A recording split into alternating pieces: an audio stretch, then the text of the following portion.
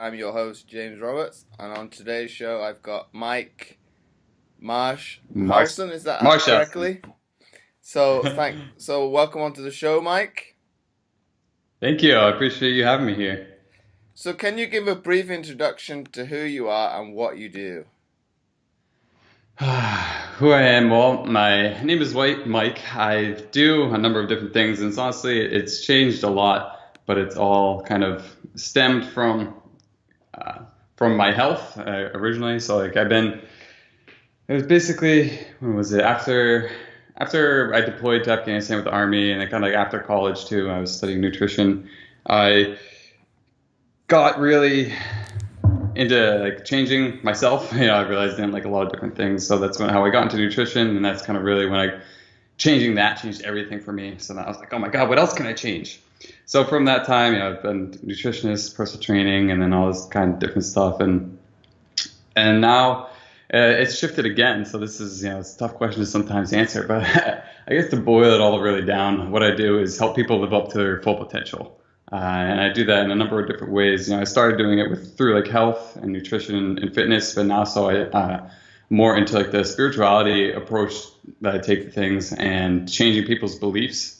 So reprogramming the subconscious mind to change beliefs instantly, so that we can live up to our full potential, get rid of all the fears and all the doubt and all the stuff that holds us back and we hold on to on the inside. So does that answer your question at all? Yeah, Mike. So talk to me about your mindset, how it shifted, obviously, from going from that military environment to where you are now. Okay, well, it's shifted a lot. So the first thing, what really sticks out is when I did change some things nutritionally, because I was studying nutrition, kind of following like the basic advice, that's taught in traditional dietetics.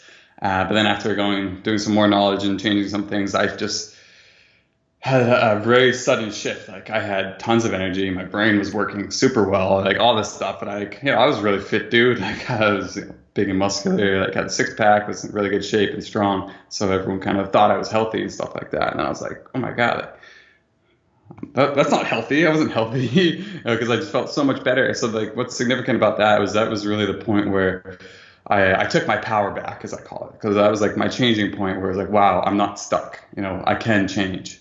And so that was the most significant, like in the starting off, and then it evolved. Then I got into other like mindset work and stuff like that, and then kind of went down the road that traditional personal development teaches, a lot of like affirmations and like all these different things. And I was just always had to have something in my ears, like motivational, something like going on, like had to, or else like my thoughts would just take me over, and it was the only way I could really push forward. And so what recently is happened that shifted again is kind of all that stopped, and I realized that that wasn't the only way to go about doing things, and that you can actually like clear out fears and doubt at the source. So now I don't need to drown out thoughts with like motivational things, and I don't my mind doesn't race at night. I just kind of lie down. There's not really anything to worry about, and I just feel really good and calm. So that's kind of like those two big things. Where one was like taking control back, realizing I can change, and then the second was realizing that I didn't have to like fight anymore, and like just like battle the doubt and the fear and all these different thoughts that come up, and that I can clear those out. So those are the two significant things. So talk to me a little bit more about how you go about changing that sense of fear and self-doubt. How have you gone about it, and how can people kind of change the way they think to a certain extent? Yeah. Okay. So I'm not sure about what you're into exactly and your listeners are. So like the way I do it now is with a type of, I guess, energy healing, you could call it. So it does use. Initially started doing like something called theta healing, which uses like the universe, the energy from the universe to do it. And then I've been shown a new technique where you can actually do it within your heart. So using the power within your own heart. And I created a meditation that kind of guides you through this, and you can within your own heart clear out some of these beliefs, because your heart holds the truth. And if you are connected with some of us, we all live in our head for the most part. But ideally, we're supposed to live from our heart, and then the head's supposed to be there just to kind of like help us figure things out. And like, my heart says I need to do this. All right, brain, like let's use our logic to make it happen. But most people are just kind of stuck up here all the time. So when you're able to go down into the heart, a lot of these fears and these things get released because you realize they're not true. And it's more of like the ego and things like that. So connecting with your heart is one way to do that. And then there's, like I mentioned, the theta healing and stuff. And so that you need to be, I guess, kind of believe in like energy healing and stuff like that. And for those who aren't quite there yet, I used to just do a lot of different belief work around just doing like some digging on myself, like whenever I got like a trigger or a feeling, like a tension in my gut, like, okay, why am I feeling this? And kind of like write it down, journal it down, and just keep digging and finding the core beliefs, and then changing those beliefs by questioning them. Like, is this belief justified? Does it make me feel good? And then is it true? And so by finding these core beliefs that you might have in the bottom, after doing like some digging, you can ask those few questions, and then that'll start to help change the way you think about it as well. Is it a case of a little bit along the lines of mindfulness? A little bit? Yeah, well, I mean, you have to be mindful of what you're doing, right? So yeah, it's definitely using awareness. So even that alone, just being aware, like say we're talking about like getting rid of negative thoughts. So if you can start like an awareness practice of just noticing when these thoughts arise, like, and where they're coming from, and starting to just pay attention to it, like being mindful of it, then that on one level too will start to shift things.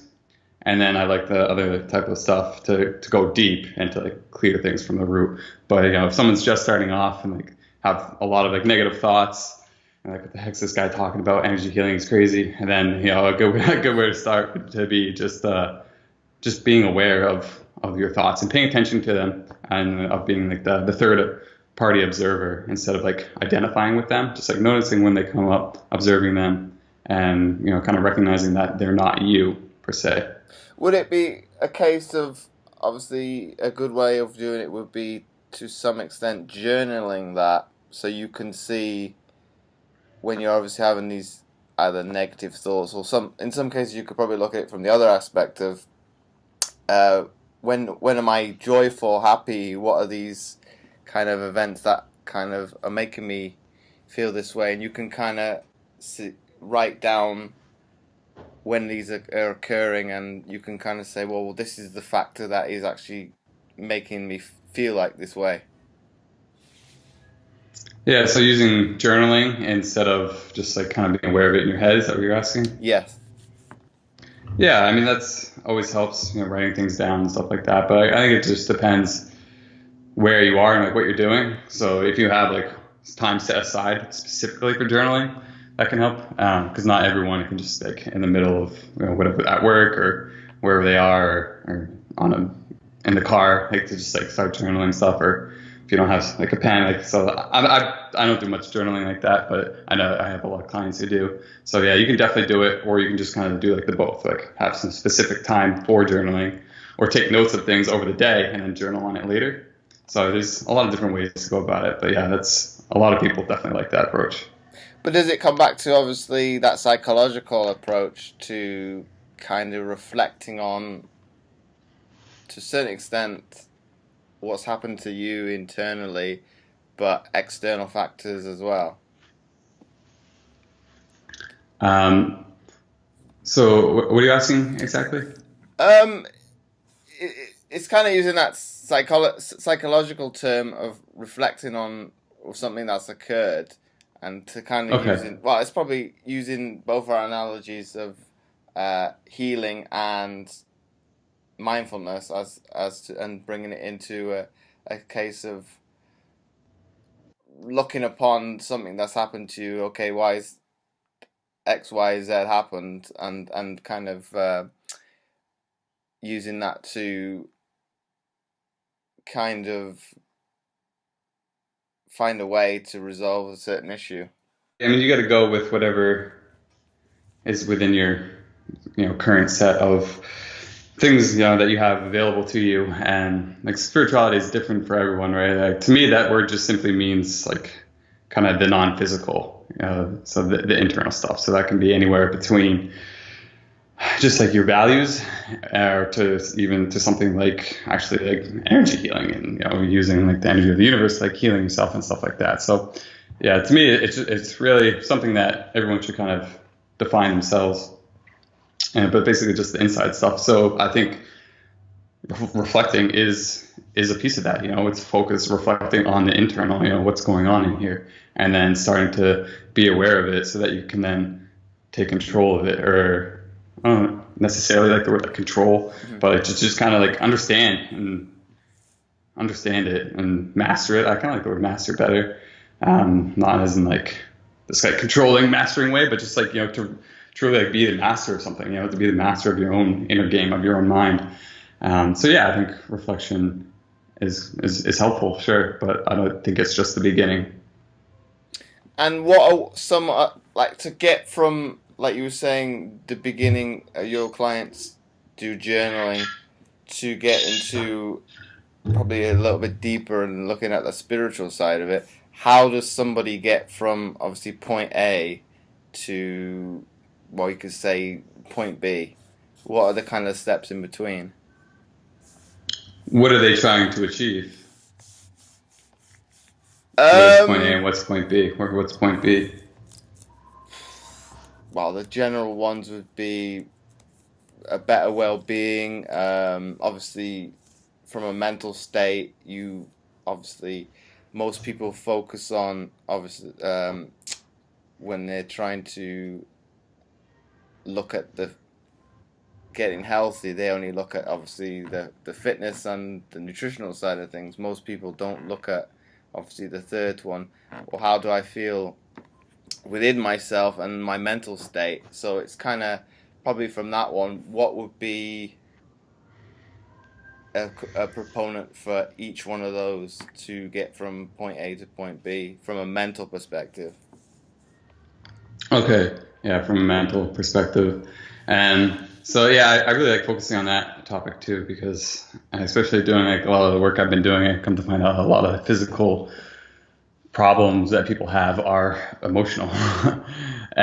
So yeah, it's really good to get a handle on that kind of things, because our body stores. There's even a book called Molecules of Emotion. Like our cells store like these like almost like toxic emotions and negativity and fears and stuff. We hold that within our body physically.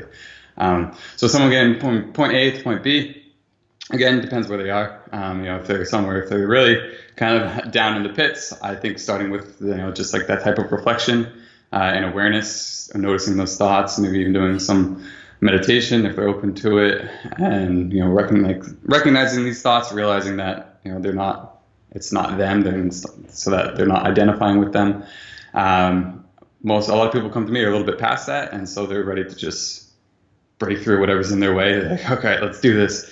And so then I like to just start finding the fears, the core beliefs, the core fears, and then digging into those and then clearing them out. And so that could be, so trying to, someone who's depressed or anxious, and it starts with asking why. And, but to really chase it, so depression, anxiety is so common, this day, so many people, I'm sure all of us experienced it at some point.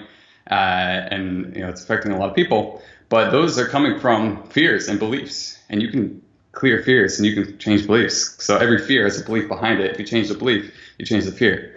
And so no one needs to have depression or anxiety.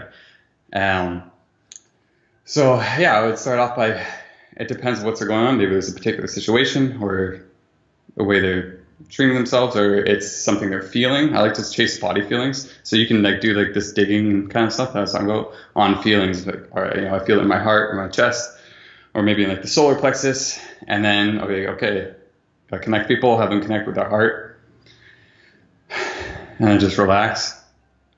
And then I'll ask them, all right, so what is that feeling? Is it an anxious feeling? Is it a fear? Is it an emotion? And they're like, oh yeah, it's a fear. Okay, fear of what? And then I'm leaving the logical mind out of this, have them come up with the answers, and they always come up with the answers.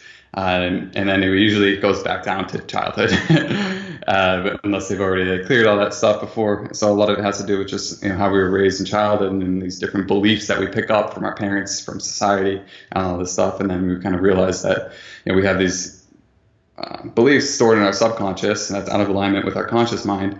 And that's causing conflict within the body. It's causing anxiety. That's causing depression. And so figuring out what that is, and then clearing it out so that you can get more aligned. And then but like once you do it, it's gone. And so it's not. And then maybe something else will pop up, but that specific issue will be gone. So that's basically going from that point A to point B. It's like, okay, what's going on right now? And then digging, finding the core beliefs, and then pulling those. So for example, I've been doing a lot of like money stuff with people too, because money is like, and that affects your mentality a lot. And that's like one of the basic needs, and so many people have so much fear around that. So we'll go in and then just start right away, like, okay, why are you feeling that way? And then figure it out. It's a fear of, figure out what the fear is, and then when was the first time you experienced that? And then, again, it usually starts off going into childhood, and something around, not feeling safe. Oh, I just actually did one that was really strong the other day. Oh, this woman, a client of mine, she had a fear of being broke because when she was a child, her mother, when they were broke, made her beg for food. Like she literally had to go out as a little girl and like beg people for food. So now this fear of like being broke and not having enough money literally makes her like sick and crazy and like just nauseous. And so like, she's this baseline kind of thing around money that someone would experience as anxiety. If you go down deeper, and then all of a sudden it's a fear of being broke. Why do you have a fear of being broke? Because if I'm broke, I'll have to beg. And so like changing that belief cleared out a lot of that tension. That's probably would that not be that's probably a worst case scenario, but why do some people have monetary issues? Because to some extent, you could say having money is to a certain extent superficial, because you don't have to have a lot of money to be happy. You don't, but money issues are never really money issues. They go back to childhood. They go back to self-worth. They go back to deservingness. They go back to self-worth. Like being deserving, being worthy, being loved. How are you loved as a child and stuff like that. And so when you go to the root of money issues, they're like nothing to do with money and everything to do with self-worth. And money is important. Like, you don't need money to be happy. Maybe it depends where you live. Most people need money to be happy, right? Because of just under like the certain circumstances.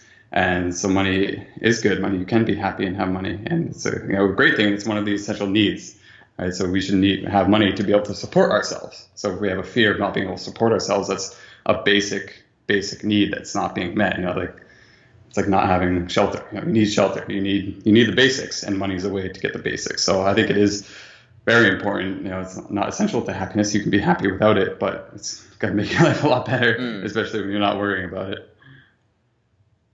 And to kind of come back to that point of self-worth, does it come back to different situations, like you said, with people's childhood, within putting them in difficult situations of, like you said, okay, if you don't have money, you don't obviously have housing. So does it come back to, obviously it's going to be not just that one issue, it's going to be multiple, in some cases, multiple facets that underline that one issue.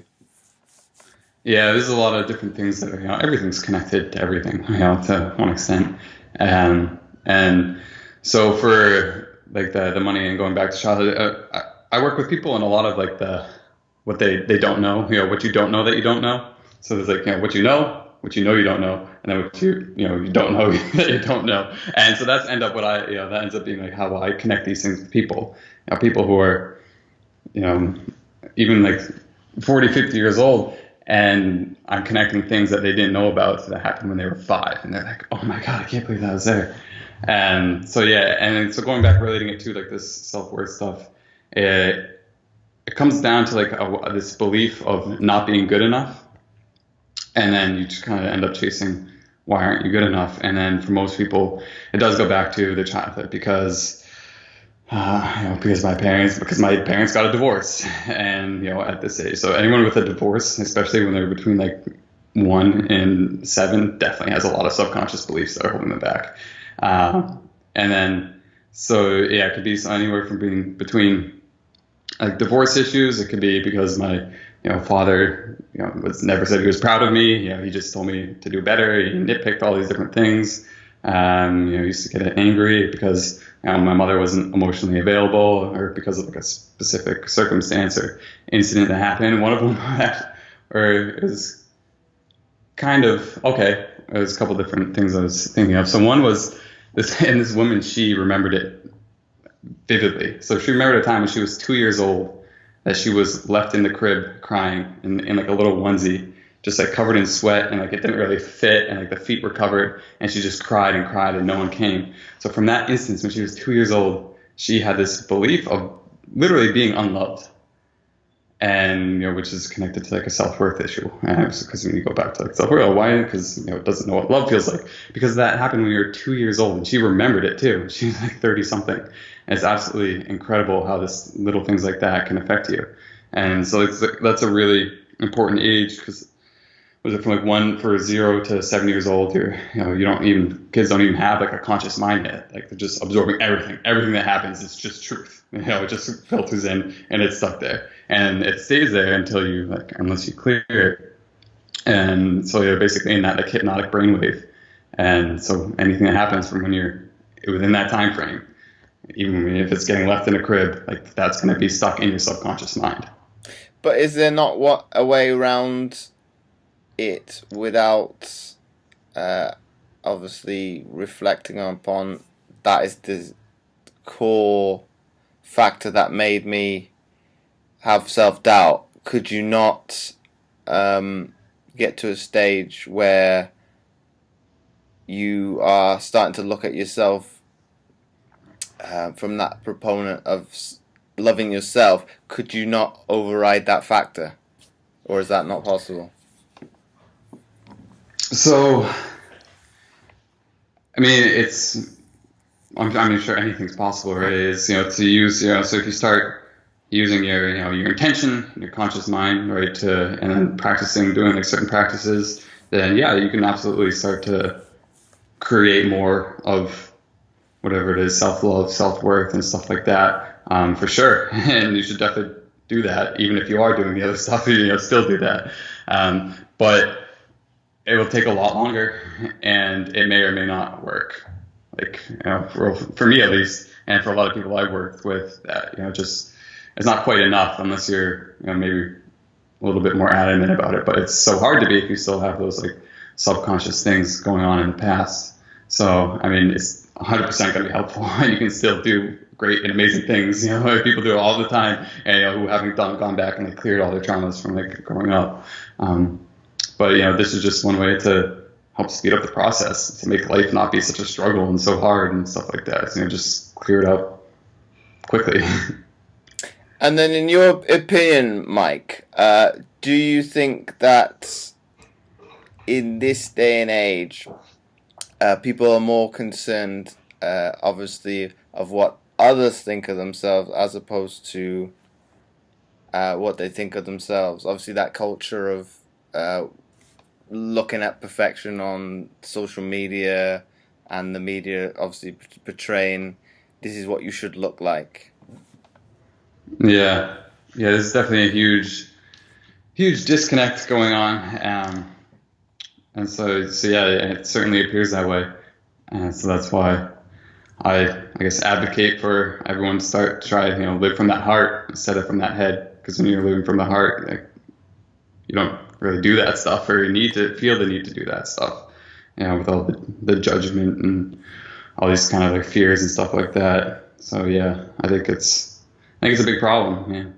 Do you think it's only going to get worse though? Because obviously the younger generation are, trying not to generalize, but we'll say about 50% of the time, obviously engrossed into their, be it gadgets, and obviously not engaging with either their family or the outside world. And obviously this is kind of, to a certain extent, they're stuck in this bubble.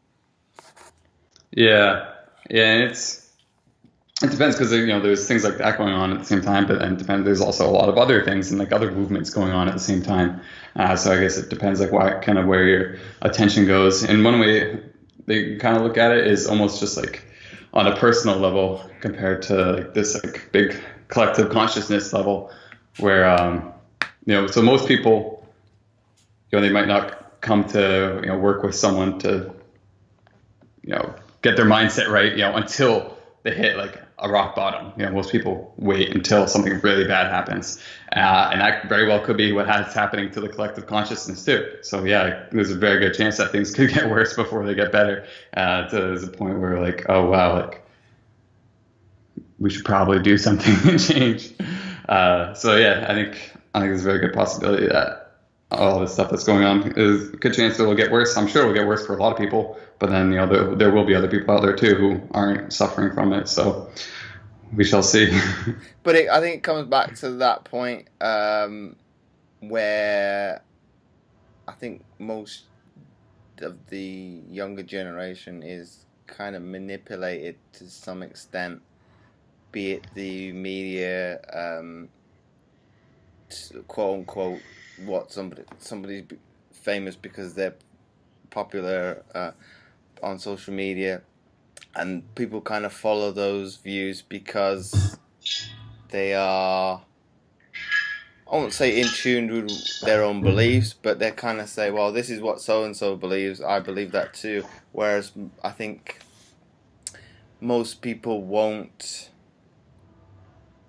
kind of question somebody else's belief because they've kind of following the tide, whereas that's probably not a good thing in the long run because you're getting people, they're kind of like a bit like sheep.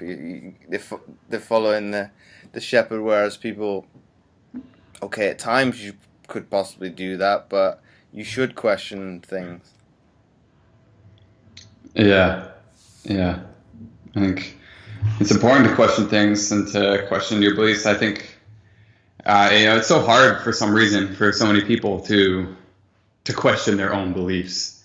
And honestly, that's why when I was focusing solely on health with my nutrition and fitness stuff, a big part of the program was questioning your beliefs around, health stuff. So like food in particular, we have a great program to heal people's relationships with food, but you have to learn why you don't have a healthy relationship, right? Like that reflection. And it seems like people just have such a difficult time to question their own beliefs. So hopefully that'll start to shift. And I know now that I work with a lot more people who are into spirituality, they're much more open to it, and they have no problem going in and like accepting the fact that, it's that there's, I guess, for lack of a better word, there's something wrong with them, but because it's not like there's anything wrong with them, but like to at least acknowledge that something needs to be healed in order to get to like this new spot. But like a lot of people I notice who aren't as much into that are very, very resistant to looking into their own beliefs, to asking these kind of questions, to looking into their own head. Like, you see those studies with like showing that, I forget that percentage, but more people would rather be shocked, like physically shocked, than be alone and with their own thoughts for like 10 minutes and stuff like that. Like people hate being in their own head. It's definitely a big generalization, but they are afraid of their own thoughts, and they're afraid to question their beliefs, because if I question my beliefs, then that means all this was wrong, and I could be living a lie, and things just go insane. And so I don't even remember the question, but yeah, I think there's people are very resistant to questioning their beliefs, and there's also some people who aren't. But yeah, I think it's important that people do open themselves up to looking in, really. But I think it comes back to that point that you should question your beliefs, because if we come back to that point of fears and anxiety, you've got those negative thoughts within your head, or you can't do this, you can't do that. But if you think deep within yourself and think, well, and actually question that, that's in some cases, this thought may say, if we're using an analogy, as an example, you can't lift this amount of weight, or you don't look. We'll use the analogy of probably the fitness one, and well-being, as you don't look good in a certain dress, or for a woman, You're thinking, well, if Mm-hmm. you look at that and actually analyze, well, it could be the fit of the dress isn't quite right. It's not you per se that is the problem, and it's Mm-hmm. kind of challenging those inner beliefs and demons to a certain extent, and saying, well, or if you use probably a better one, oh, I'm stupid. But if you use it into the context, well, you might have done something stupid, but you aren't stupid. Mm-hmm. To kind of make that, so it's kind of challenging those negative thoughts and those negative wording that you say to yourself. Well, it's not. You should kind of reevaluate it as: do you truly believe that? Are you actually what you say you are? You're thinking of the grand scheme of things, probably not. But if you start going down that one and believing it, you're gonna obviously think that's the case well, not 100% of the time, but majority of the time, that's the norm, and you kind of can't get out of that vicious circle. Mm. Was there a question in that? But does it is do you would you say that you were saying the majority of people do question their beliefs, so they would probably be okay because they would question things of that nature because they're accepting of the fact that I need to question things left, right, and center. It's more so the people that are afraid to question their inner beliefs would struggle more so with that. Would you agree with that sentiment? Oh, yeah, yeah, yeah. That's what I was saying too. Is that people are a lot of initially are resistant to questioning their own beliefs until to really doing that inner work and sitting with it. But then once they do, like a lot of people change it really quickly. They're like, wait a second, it's not scary. That's not true. So yeah, it's like I think it's pretty empowering for people to do that. But does that, like you were saying with the monetary issue, does the self doubt come back to a initial factor in somebody's life as well, as to why they think like that and are not willing to question something? So yeah, I mean, I think everything is connected to something. Like any belief is connected to something. You know, had to come from somewhere.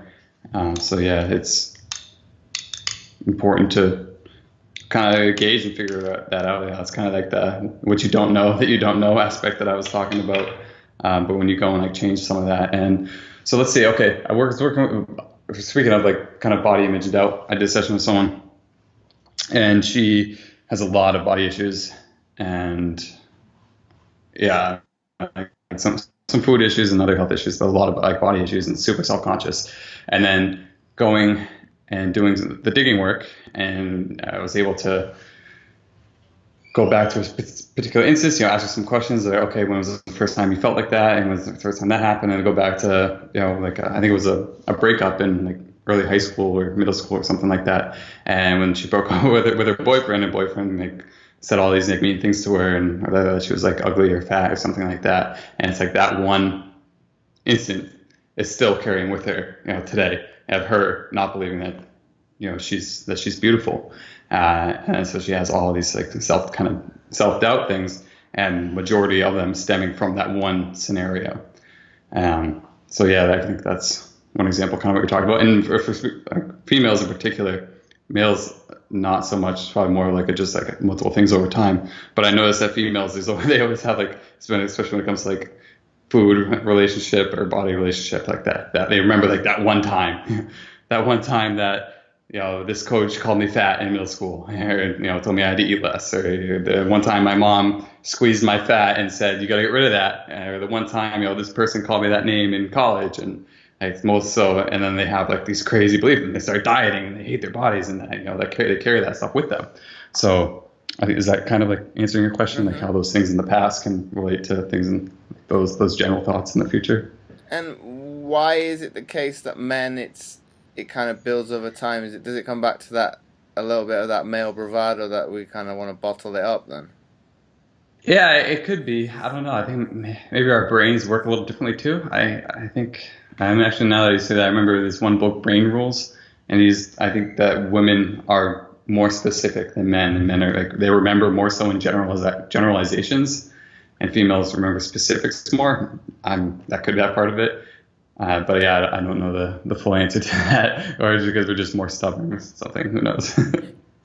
Well, that's probably well. It's if we generalize, men are less willing to open up and Oh give their no, that didn't bother feelings. me. No, it can't be that one little instance. I would never. Oh no, but in most cases you can tell with males if it is bothering because their body language will be slightly off, facial Yeah, you expression. get tense. It'll be yeah. I might say everything is okay, but in most cases it's a straight up lie. Yeah. Something has bothered you, Yeah, and you're for not sure. willing A kind of to combo of open those up as things. much.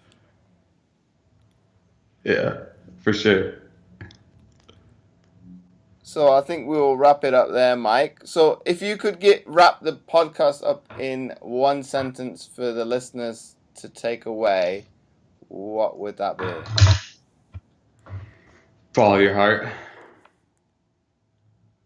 Well, I think it comes back to that notion that we're told obviously to listen to our brain more than our heart, but then if you come back to that analogy, if I use this sport analogy, you want to do something that you love. Obviously, you're gonna be more successful in that. Okay, you've got to use your head to some extent, but it's like you say, following your heart. In most cases, you're going to enjoy what you do. So I think that's a great tip to take away. Yeah, and then real quick on that, it's just if you want a great picture of everything that we've been kind of talking about in this episode here, watch the movie Moana. Have you seen that? I've not seen it yet. I've seen the like preview like long time ago, but I've heard great reviews about it. Yeah, you can find examples of everything that we've talked about in this in the show in that movie. That's a good tip. I won't spoil it. That's a good tip for obviously the listeners to go. I'll definitely go and try and check that out now. Yeah, it's good. So once again, Mike, thanks for coming on the show. Yeah, thank you for having me. Appreciate it. And if anyone's kind of interested in what I'm talking about, then you can head over to spiritualityformen.com. Or any women listening, you can go there too. I work with a lot of women.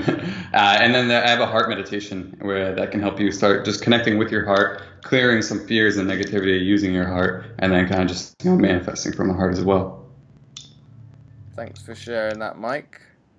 And for everybody else, this podcast will be out every Thursday. So until next week, I will see you then.